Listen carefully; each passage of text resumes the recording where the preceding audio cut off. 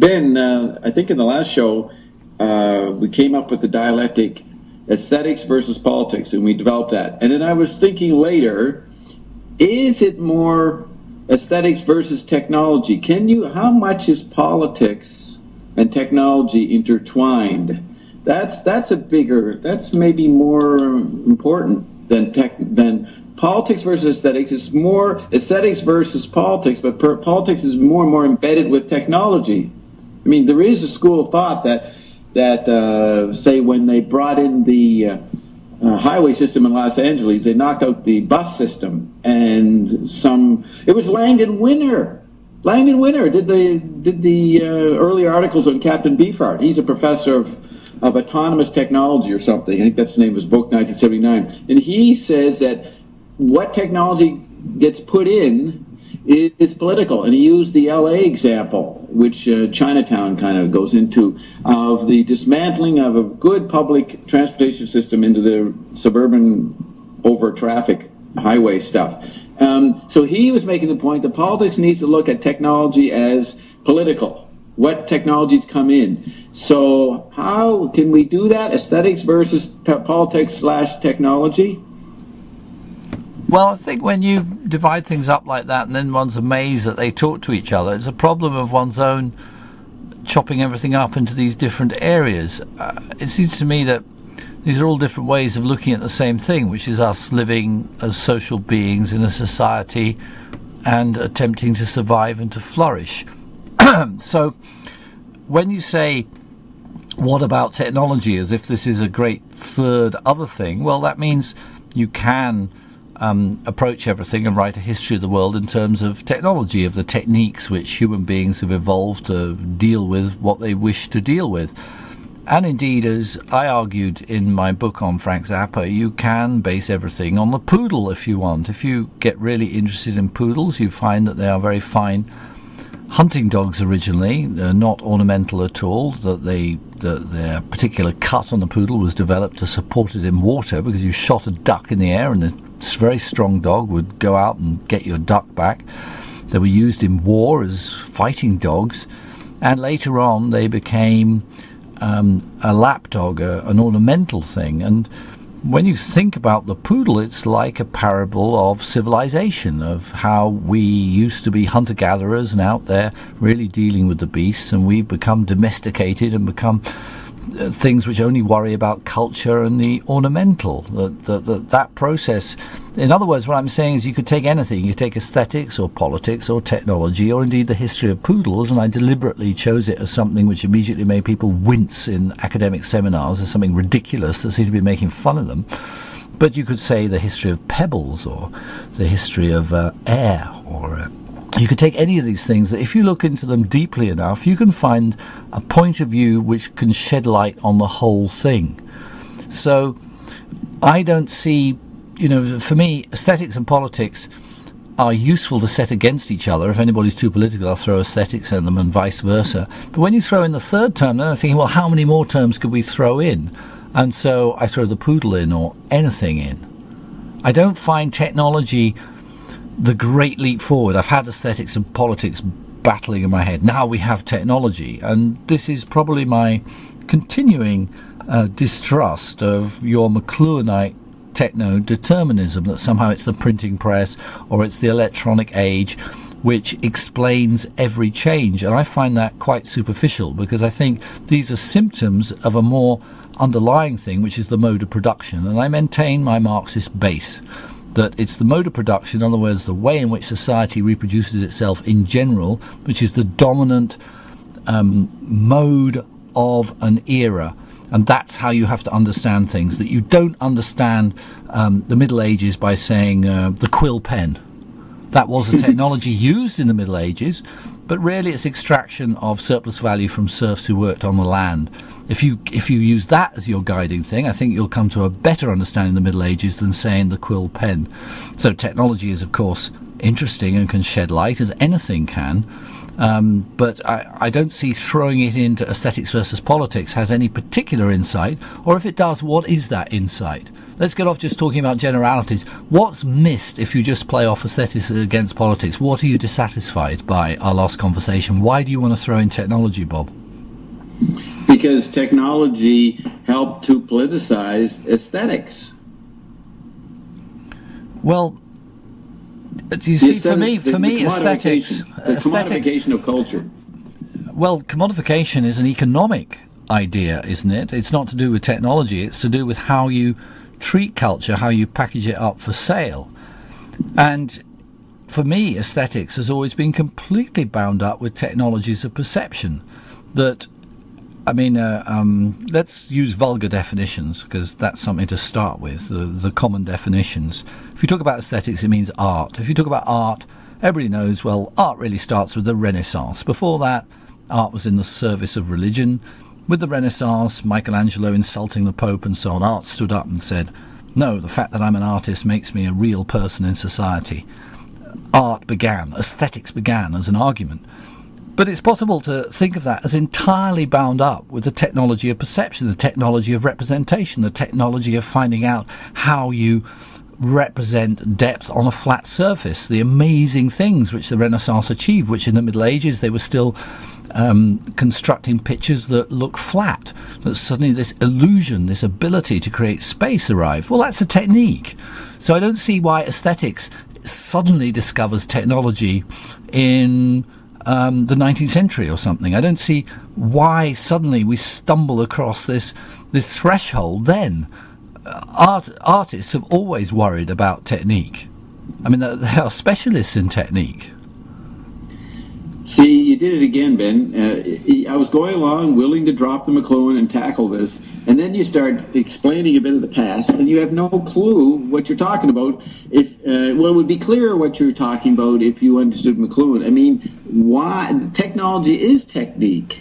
Speech is technique. I don't know. The interesting thing is that finding the illusion of depth was parallel to the book page coming in, the printed book page. Well, all these things seem to be related.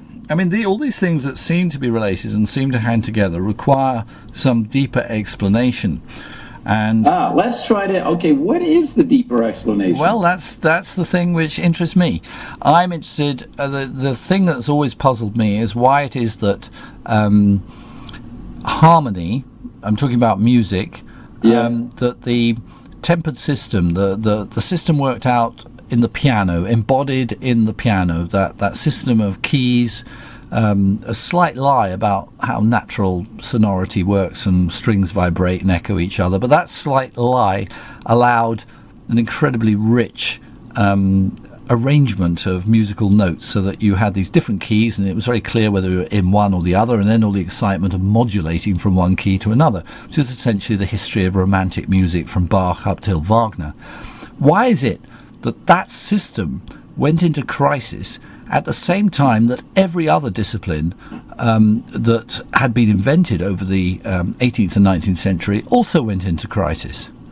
What was going on? And I find this social and political explanation, the idea that a new form of society was beginning to arise and there was a battle over what this new society could be, that this is what exploded during the revolutions at the beginning of the 20th century and the First World War. I find that explanation is the one that I cling to. And going back in the past, I find an explanation that I can describe why the printed page and the new forms of representation go together, and it's because of the growth of an independent class in the towns who are not dependent upon the aristocracy or the religious institutions to pursue what they need to do, that freedom, that urban air, that it all goes together. And it's these new arising social groups which need these new techniques.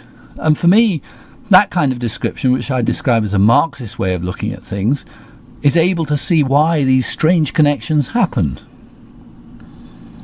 Did you say you could see how Renaissance perspective and the printed page go together? You said you could see that. Yeah. Right. But you can't see how movies, telephones, automobiles, and airplanes, and radio might have been a factor in the shift in 1900, 1905, 1910. You don't see that, why the sensibilities change. Without the telegraph and the telegraph press, the worker wouldn't have the emotion of multitude that they got, that Marx and Engels wrote in on. Yes, but... no, I'm willing to say, if you can see half of that, that's 50%. Let's look at the other 50%, which is people and how they adjust their lives or create their lives. That's the part you're sliding over to, that 50%. I think you would say that the telegraph is 50% of the story. Maybe not the whole story. It's always up to... I mean, you could have radio and all that, and no artist came up with cubism. Just nobody thought of it. But individuals do, and that's the individual's uniqueness, or responding to things. See, but what I'd credit as an insight rather than a journalistic description of various inventions or the various wonders that human beings have invented, a kind of list, a static list, which it seems to me you're creating, is somebody who points out how wonderful ideas did exist in the past, but the time wasn't ripe for them. That I'm against this idea that the technical innovation can explain anything, because I think the technical innovations are actually knocking around in all sorts of ways at all sorts of times. I mean, for example, what we have now with the mobile phone allowing people to look at pictures of each other existed at the time of television, but the particular social needs at the time didn't reflect that. I mean, they weren't necessary for that. The governments wanted to were the economic force which allowed television to arise, and they didn't want everybody communicating with pictures. They wanted to beam out to everybody the entertainment and education that the top people thought was correct. Now, without the social intent behind any invention, you don't get the invention spreading or being developed. It's not simply a matter of it's like you're looking at results and turning them into causes, and I find that unsatisfactory if I try and think through what you're saying.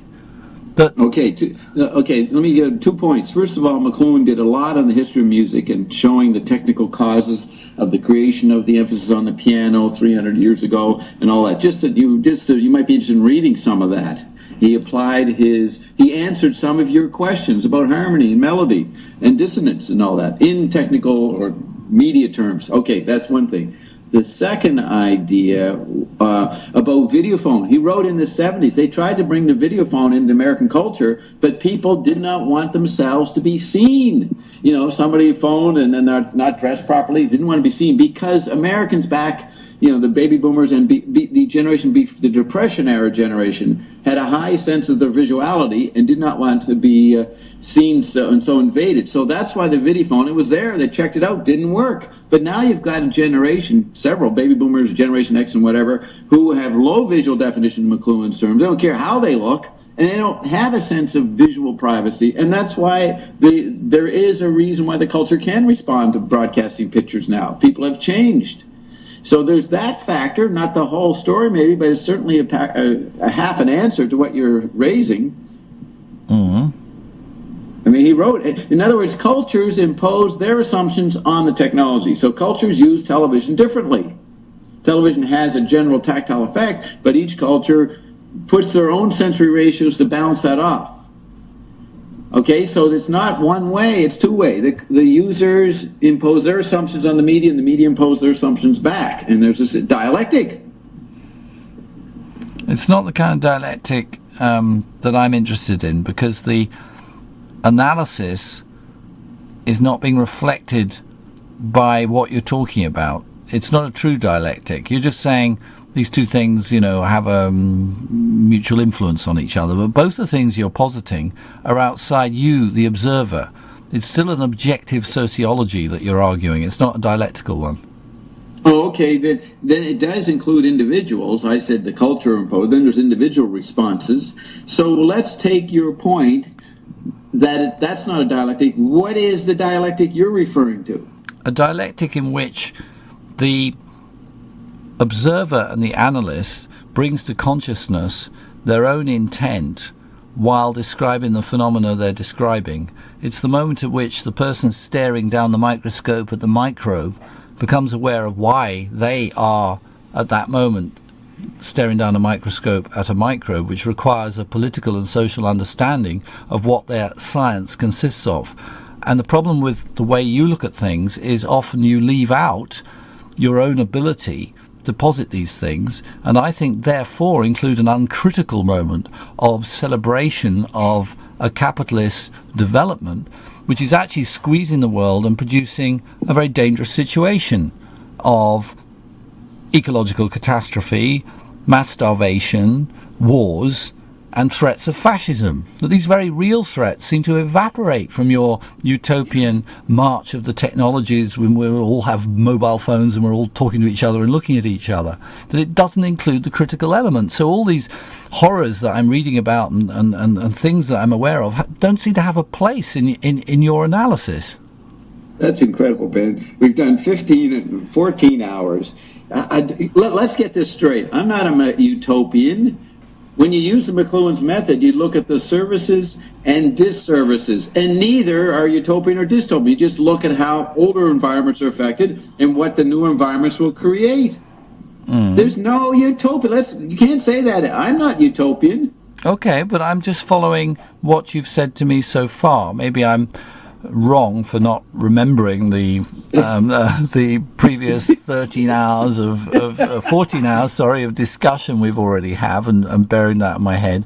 I mean, maybe we should inform the listeners that we had a little exchange earlier where you told me you thought you were winning in your McLuhan versus Marx, and maybe this has forced me into a back to basics argument, and maybe we've regressed and we've lost some of the things that we've found. But I'm still, I'm defending my idea. I'm trying to find out what you're defending. I'm defending my idea of what real dialectics is, and I'm dissatisfied with this idea that it's a blinding revelation that you can specify various technical inventions at different periods and use them as an explanatory tool, because I think they are symptoms of a time.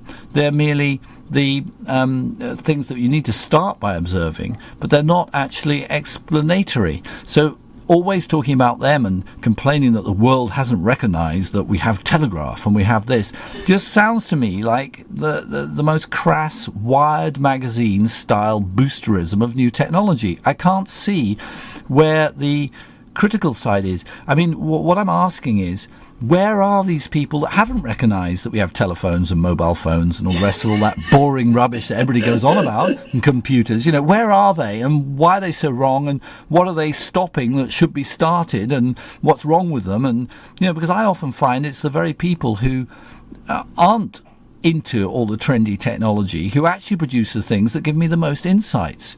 I'm not saying that's because I don't use computers or I don't, I'm sick of the argument, do you or don't you? It's like the whole argument about music got completely stupid in the 70s when the great question was, are you using electricity or not? What really mattered was, are you playing good music? And the technological argument, the one that goes between are you using a computer or not, becomes completely idiotic. I mean, when Frederick Jameson wrote about Ayatollah Khomeini and the what happened, the disaster that happened to the Iranian Revolution when they got rid of the Shah, and yet they were unable to go forward to create a socialist society, but went into some kind of Islamic regressive society. His great problem was, Ayatollah Khomeini is putting out his speeches on cassette tape recorders. Is he postmodern or not? Because he was using tape recorders. Well, he was using any mechanism he could, like any politician would. It didn't really matter. I mean, if tape recorders hadn't existed, he'd have given out leaflets. But he got so involved with this argument about, is he postmodern or modern? Is he using this technology or that it's a complete diversion from understanding what Ayatollah Khomeini was doing to stop the progressive forces that were unleashed by the fall of the Shah in the Iranian Revolution. Okay, Ben. I'm saying that this technology thing is a red herring. It's a convenient red herring for people totally who agrees with you. He wrote Manipulating Satire. How was his writing satire? He knew that people would start noticing technical causes, and he satirized that and got ahead of it by doing it first. When you say the telegraph did this and that, or the cell phone, That's not what McLuhan's talking about. You would never know that. You have to read McLuhan closely. And it's not until the 70s does he admit that he never explained what the phrase "the medium is the message" meant, because he knew it was so complex. So everybody thought he was talking about new technology. The medium is the past, Ben, and how new technology affects the past. So even though I don't expect you to completely get what I'm saying, and I'm not going to go into explaining it, I want to show you it's a lot different than what you're doing. You were saying the very stuff that McLuhan fought against. He fought against people saying TV will change it, make it a better situation, or that TV even changed anything.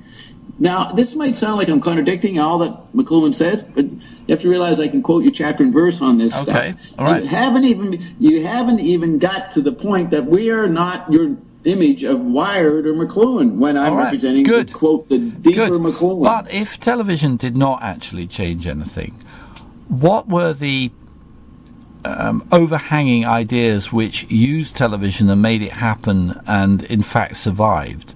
And I think they are not ideas but concrete forms of social relations, which include respect for capital, which was not broken in the great ructions of the 20th century, that even the people who owned land, institutions like the papacy, and the church, say the Church of England, which rely upon owning land, survive and flourish because there is still ground rent paid by the capitalist to the landowner, going back to the historic agreements of 1848, where the capitalist class and the landed class felt frightened by a new form of social ordering, which is the proletariat, which is still what threatens the vested interests of today. And in 1848 they made an alliance, and that alliance has carried on, and despite all the technological changes and everything, you still have to work for a living. You still have to get money, that you have no other means of existence. You have to pay rent to someone who owns the land. Therefore, institutions like the church and the papacy medieval institutions can still flourish because they're getting their cut of the pie. So those are the real facts of interest and money which rule the world we're in, which are continually hidden from people by the kind of blather about whether or not you're using a cell phone.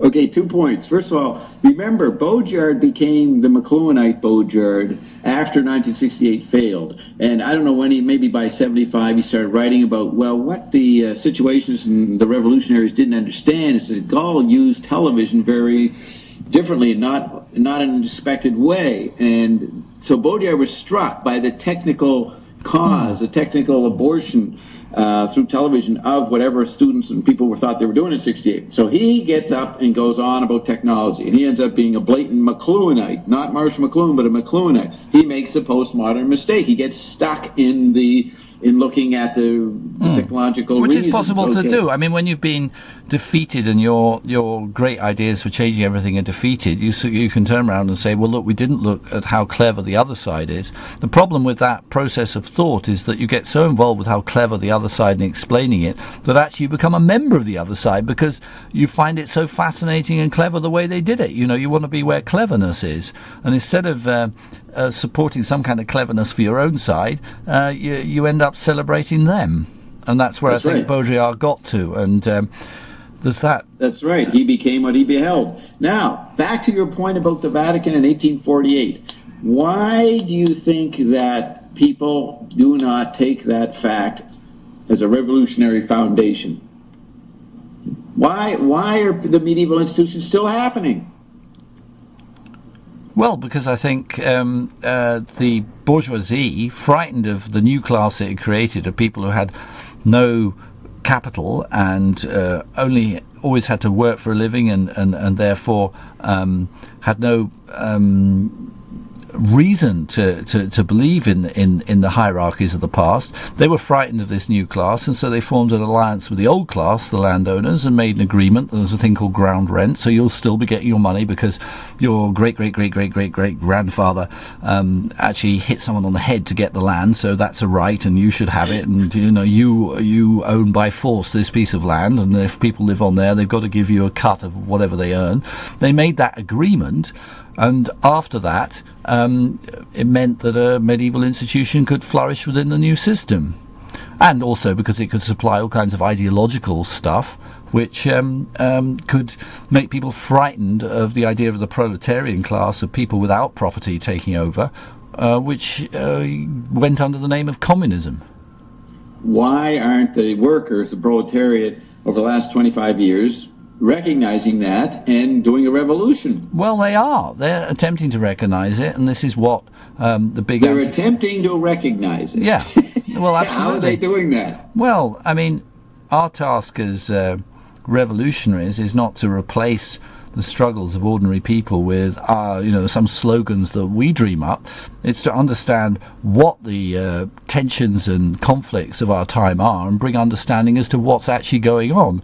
So I think the way to understand... Okay, what is actually going on from your point of view is the same old story for 500 years or something. Yeah, I think we've been we're pretty stuck. I don't think we're pretty stuck. That's an interesting statement. Yeah, we're pretty stuck. Okay, because we are stuck because we haven't got rid of the yoke of capital. And I think the idea that the task of intellectuals is to provide intellectual novelties that can give people some kind of, this is a new system you've given me, is actually modelling theory and truth on the commodity form. I need a new dress this year, I need a new cell phone, I need, something new. So I don't find the postmodern accusation that's thrown at fundamentalist Marxists like me that, you're saying the same old thing, it doesn't make me worried. I say, well, I'm saying the same old thing because I'm afraid the same old thing is carrying on. I haven't noticed that people who've inherited capital have been dispossessed. It seems to me that the people who've inherited that capital are carrying on owning it, and that system is perpetuating itself and crushing out all the things that I really love, which have appeared and revolted against it over the past. And I suppose I see my function as somebody who ferrets out these revolts and these rebellions and these ideas and keeps them alive at the current time. Yeah, so Trotsky today, and I like your show, Out to Lunch, but Trotsky today would be on playing old R&B or whatever he liked from the past and reading text situation, have his daughter on there babbling with him and doing kitchen symphonies. He would be doing that? Now, you have the right to say no, he wouldn't. But, Trotsky is a unique formation. Everything is specific in history. I don't believe that there are repetitions in that sense, and we can't reproduce the particular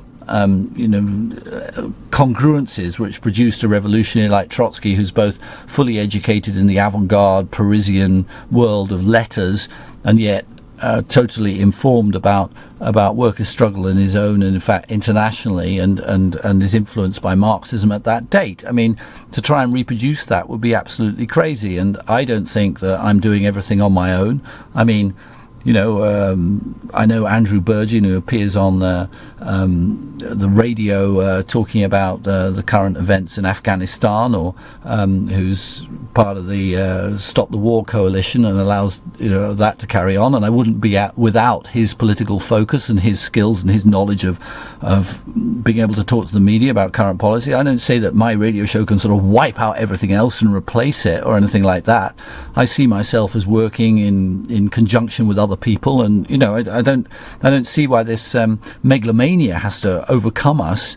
But I would say that playing R&B, for example, what I'm insisting on playing R&B is was part of a civil rights struggle and part of a momentous change in American and international relations. And that merely treating it as the invention of a fantastic new way of making money, which is what the Michael Jackson strand of that culture has done, is to obliterate why it makes you feel as you feel when you feel it. So for me, the aesthetics and politics are very bound up, and with the technology of what listening to a recorded voice is, because for me to articulate an aesthetic response, I have to explain it in political terms, that the power of that music can only be explained by understanding it as an expression of a huge struggle by a lot of people to change things fundamentally in the United States. That's what we're hearing. Now, that's creamed off by people in its thrill element and the attempt to turn it into something which is merely about stars and money-making, and they distort it. And so I play that music as a reply to that, encasing it in arguments and interviews with people and poetry, which is usually not put with it at all, but which I think relates to it because all of them are revolutionary. And I think that's a better method of insisting on our revolution than simply sitting there with a McLuhanite structure about different epochs and different technologies and crowing that no one gets it, which seems to me your contribution. I want to know what your particular contribution to the revolution is, Bob. I mean, you keep saying, well, it's not doing the wrong McLuhanite. It's not McLuhanite. It's the real Marshall McLuhan.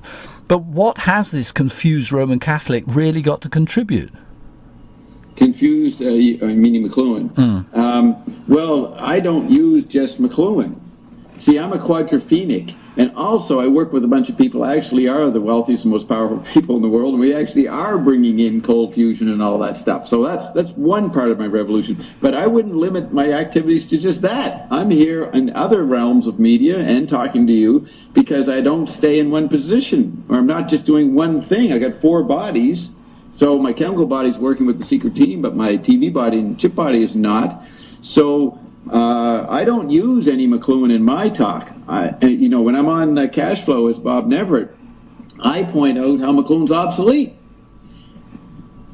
Okay, so you're going to get different opinions from me in different media.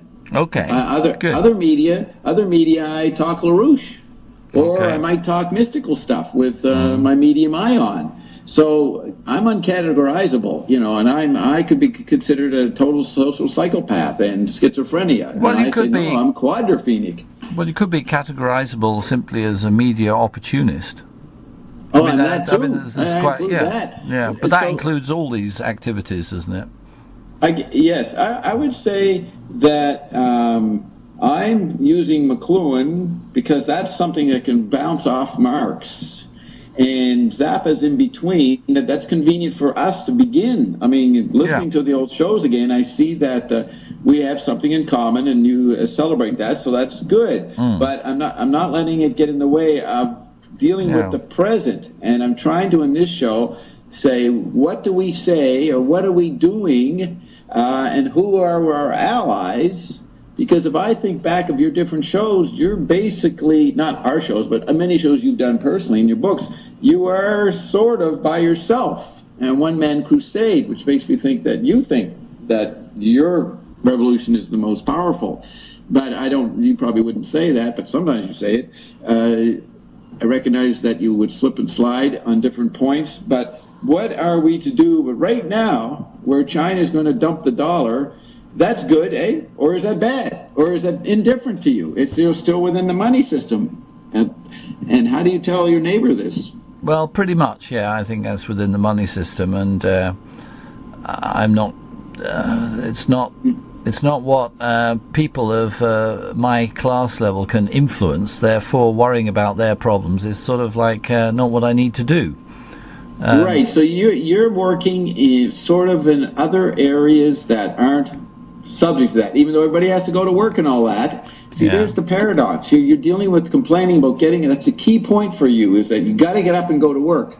You don't like that, and you would like to get out of that. Well, no, I'm very aware that there are people who refuse to get up and work, and they become isolated, psychotic, but they also have the time to develop ideas, and therefore I have quite a lot of time for your dropout bohemia and the insights which they may or may not come up with. And it seems to me that the task of a revolutionary analysis is to learn from all sections of the population in their battles with capitalism. And that's what I do. Here I am working with the secret team, and at the same time I'm in touch with whatever this world is that's not involved with my secret team, right? So I'm doing what you're doing. Yeah, and I don't think it's correct, if you're a revolutionary, to chauvinistically support merely one class section and its particular battles. You have to understand all the different people and their complaints. And the power of Marxism for me is because of it managed to combine aesthetics and politics in the way that these two things are usually articulated separately, so that people think there's labour politics on the one hand and trade unions and that kind of activity, and then there's the artists over there, and really they have nothing in common. Whereas it seems to me, if you think through the problems that either of them face, if you think through them properly, you come to analysis which says that both criticisms are required. And in other words, you need both an objective criticism, which is talking about social injustice, and a subjective one, which is talking about how you feel, the artistic side, both of them at the same time. And in fact, the division between them is unrevolutionary thinking. Revolutionary thinking always manages to combine them. It seems that, Ben, that you're unique in the Socialist Workers' Party, whatever it's called over there. If you come up, I don't know, you're like a mosquito at the party. It keeps bugging people, and they're trying to get people organized and have some kind of union power or something. And you come in and say, no, you guys should be listening to Frank Zappa. We need to bring in aesthetics. It's almost like you've targeted you're an eccentric in relation to an ongoing institution, the Labour Party there. And I agree, your point is right. But what is if they start shooting at each other in a couple of weeks, they're not going to be worrying about whether they're listening to Zappa. And what would you do in that situation?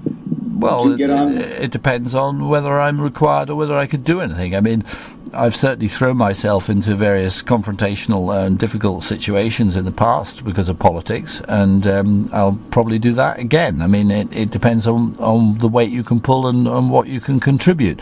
My particular contribution is that a whole lot of left thinking about culture needed to be revised in the wake of the 60s, really, that I didn't think it had been completely understood.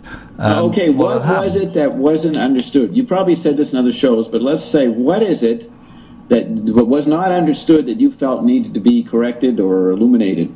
That black American music, in its use of the modern technologies of recording, had in fact produced a revolution. And this was totally understood by the counterculture in the 60s, all the way up until 68. After that defeat, suddenly this perception vanished from the world. Right. The counterculture no longer exists. So I'm trying to remember the unity of the counterculture and maintain it within an area where, if you try and maintain it, you're accused of simply going back to the past. Whereas I think the past and ideas work by leapfrogging each other. That you could have accused the progressive people in the Renaissance of merely wanting to revive the classical age. And I think that someone who thinks about what the 60s could have meant or what the 1920s could have meant is actually carrying something forward to the future, which has been backpedaled by the uses made of that culture by the current people who are visible in the global marketplace. So you talk about the Black Revolution using modern recording technology. There's a little bit of technology. There's something there. That's a factor. Could the technologies that came after the 60s made it irrelevant or sidestepped or displaced the use of technology by the African American in the 60s? Could the new technology made a different kind of music? Way that a lot of new technology has been promoted to me has been totally about the power of editing after the event.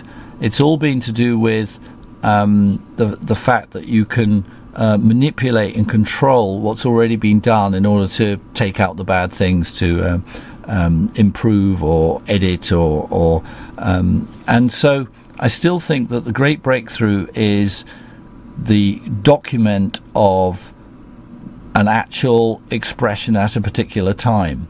I still think that is the critical power, and that most of what's happened with technology, I mean, what I'm saying is that I don't think, for example, recording has really improved much since electronic recording. I think electronic recording is a breakthrough on top of scratchy 78s, which don't seem to have that immediacy. But once you've got a Sun Records type recording of a rock band, it seems to me that all the technology that's developed since then have been about postponing decisions, controlling, managing sound, and not about actually bringing it home to your heart. And therefore, without being I mean, I love what Dobbs does, and I love all kinds of uses of delay and things that you can do, but I think a lot of the things that people have argued to me as being this brand new world of technology, I've looked at it and said, yeah, but these are technologies of the other side. This is about managing sound. This isn't actually about putting me in touch with the people I want to be in touch with. Because technology, you know, can be used by them or by us. It's the them or us I'm interested in defining, not merely is it new technology. The first question I ask of a new technology is who's using it and for what purposes. Yeah, that's the political point.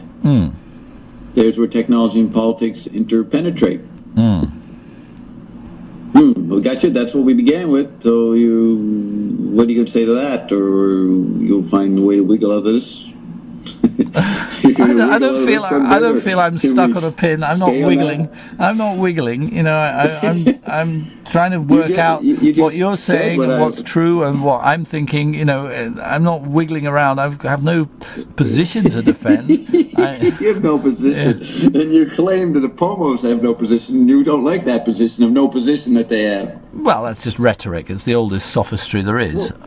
You know, I have no position. I mean, this is. And you just used it. You just used it, right?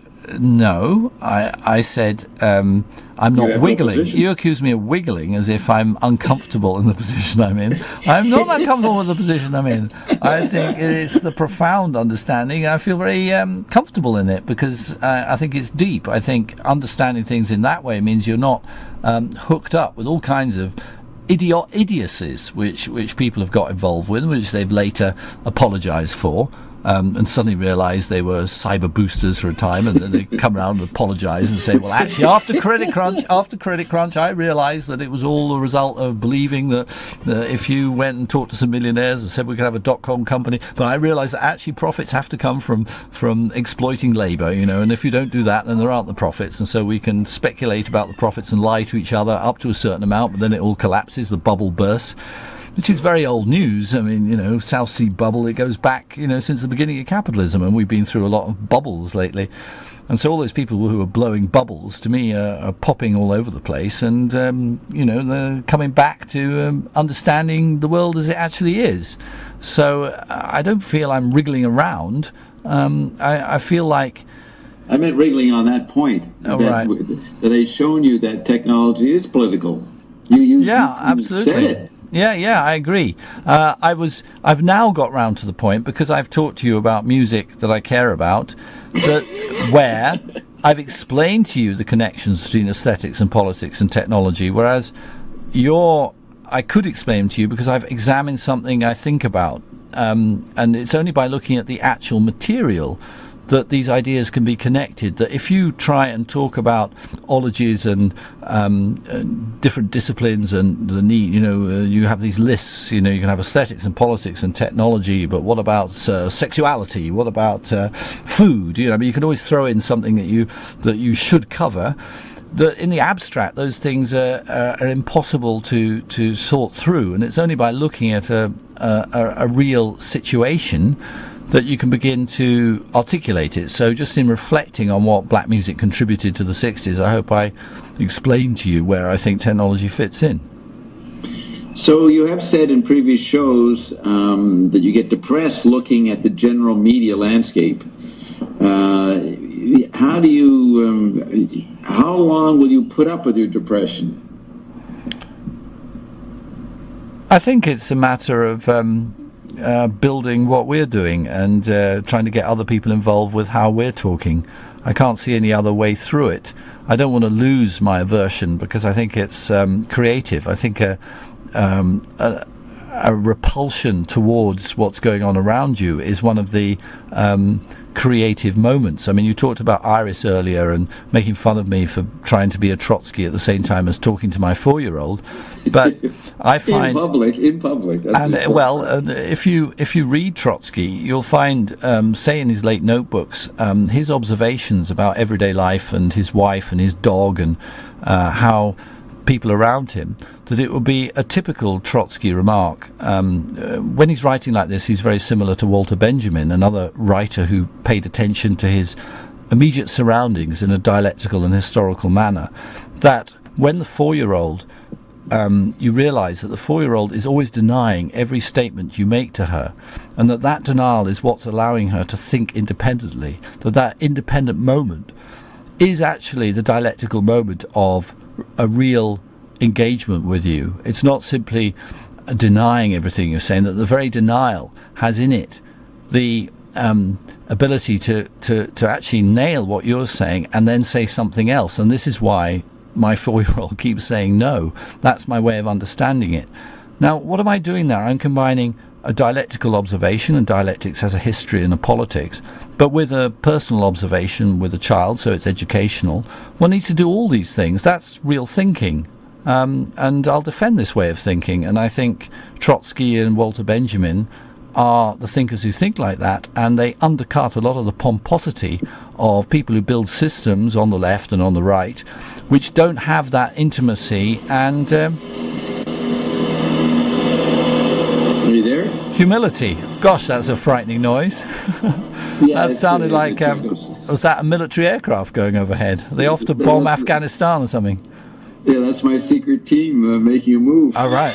Right. Are they coming to obliterate me for my hubris there? You guys distracted while we move into some other areas. So. Right. Okay. So the now what you just said about mixing and using, definitely that's what McLuhan called the encyclopedic tradition, and he was all for that. He called it rhetorical grammarian tradition, and he felt Joyce did that, and he did it, and I'm doing it. Now, you say you bring people to an under. Hopefully the guys woke up to the Wired hoax, and they say, now I understand, Ben. Then people say, well, what do we do now? You don't tell them what to do. But I've been told, just listening to some stuff today, that a lot of the kids in the United States are getting into Ayn Rand and taking responsibility for yourselves. What is your critique of that? Well, I went and read some, I call it Ayn, because that's how it's written. Do you pronounce it iron? Well, the American I was listening to said Ayn. Ayn Rand. Said Ayn. Yeah, Okay. I did get interested in her when I was sort of pursuing an interest in fantasy and pornography and its relationship to politics. So I tried reading some of her books, and what I found was a incredibly simplistic underwriting of a certain moment during adolescence, which is when you react against your parents and teachers and you discover that you're a self. And kids usually go into something in England, although they don't really know what it is, called existentialism. And it's kind of religion without religion. It believes in yourself and the importance of yourself. You're not quite sure why. It's full of kind of mystical leanings. And you have an existential phase. You go and read Camus, and you worry about shooting an Arab on the seashore, and you maybe read a little bit of Jean-Paul Sartre. Ayn Rand seemed to me like a fairly crass commercialization of that idea into sort of fantasy novels where people discover I, and they've never been allowed to think I before, and always before it had to be we. And I'd say that the moment of discovering that you're an individual is a necessary moment in the development of anybody. That's part of growing up and part of rejection and saying no. You know, that, little Iris seems to have got to it already at 4 years old. I hope she's not going to start reading Ayn Rand, though. I hope she'll read something a little bit better, like John Norman. But this, it seems to me that she's a particularly...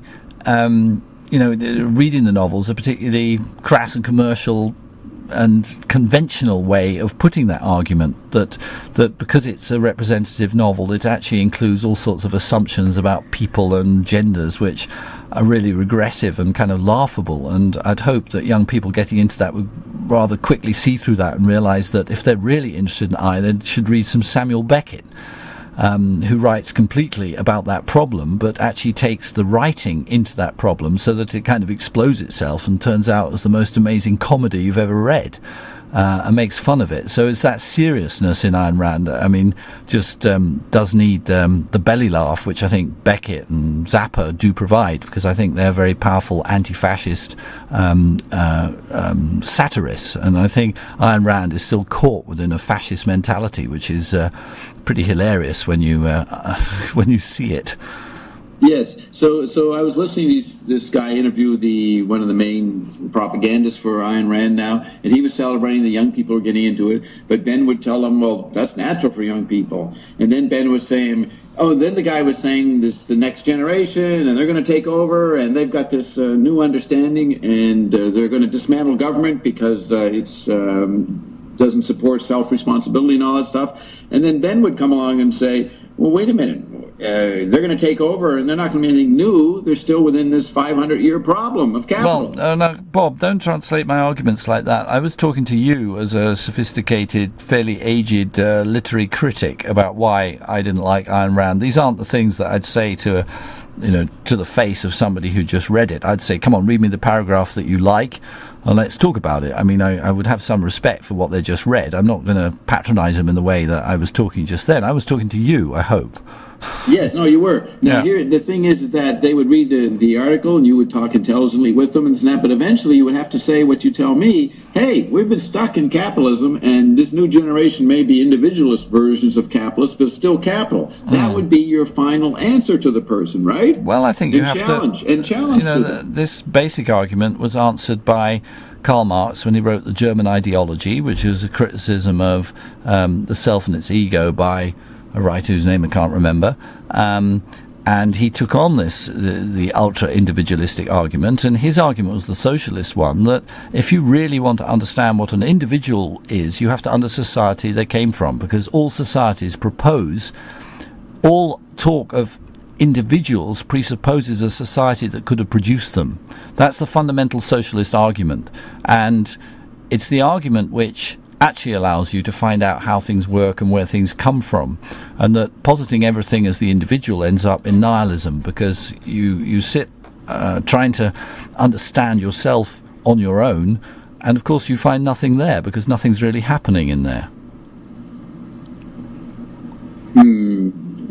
Trying to figure out how to get you out of that trap. Let's see. I'm going to come at it from another angle.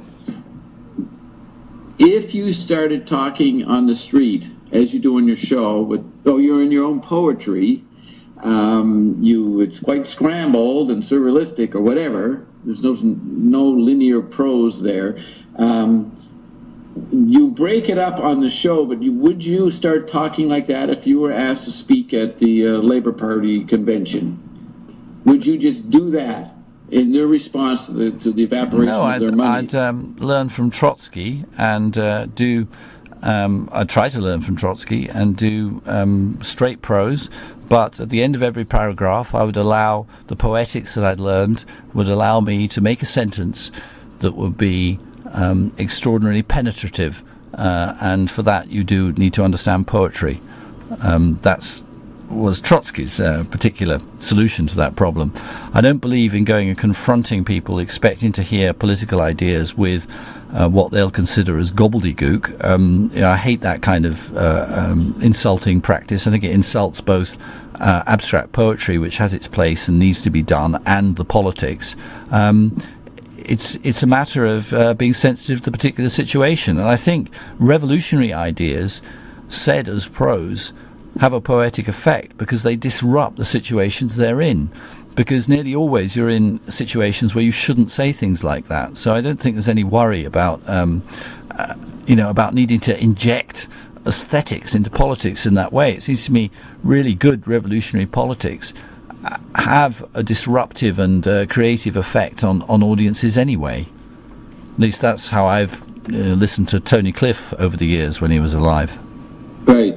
So what's happening? What are you going to do tomorrow to foment the struggle? Is it going to remain within Ben's world of preserving, like a Noah's Ark, the great cultural moments, and spit it back at the desert that we're in today, which I don't think you'd feel we're in a desert. You enjoy your media consumption that you choose, right?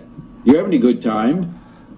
I'm not sure I am enjoying the media consumption that I choose. I don't feel I choose it. Okay. I think it's necessary. That's a good thought. Let's hold that thought. Let's try to stay on that. You're not sure.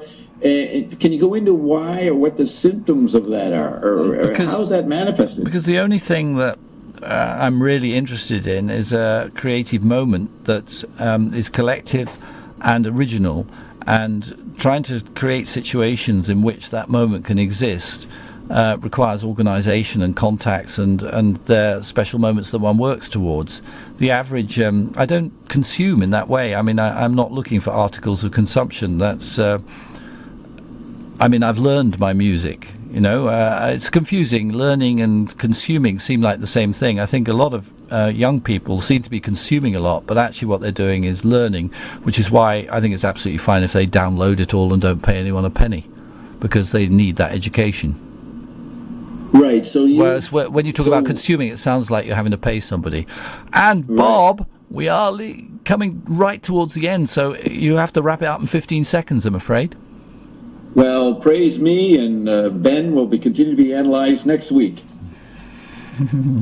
Bye, Bob. That was the end of number 15. Well, we